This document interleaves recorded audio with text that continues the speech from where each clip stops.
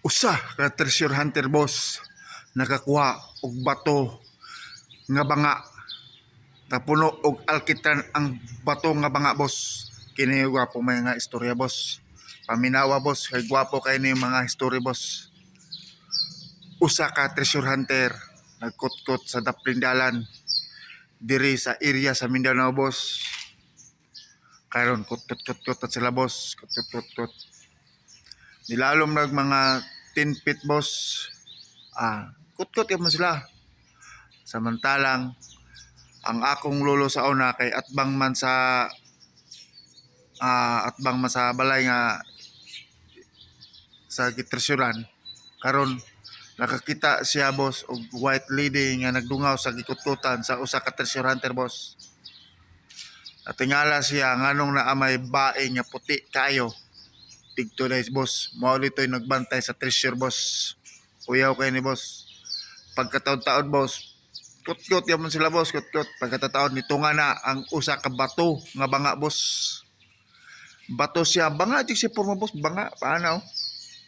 Kita kag banga, kita mo nang banga, ingana og porma ang usa ka bato nga puno siya alkitran.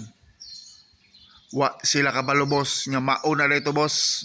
Mauna dito ang treasure sa banga. Ang sulod ato puro lemon. Karon abi nila og bato lang boss. Gidapli nila. Wa sila kabalo nga mauna dito. Sige po sila kutkot boss, sila kutkot. Hantod wala naabot lang 25 feet. Naabot na lang na ay tubig sa lalom. Walay sila nakuha. Kay tungod ang ilang gipangita nahabwa na nila ang usa ka banga nga bato. Kara boss, decide sila boss nga tabo na lalag balik ang usa ka bangag na ilang gi kutkutan boss. Karon nahitabo boss ang usa ka treasure hunter nga nagkutkot na ay nihonghong niya kadto nga bato i-apel og atagak sa lalom nga ilang gikutkutan. Karon na iyang gihulog pod boss katong nga banga nga dako nga bato.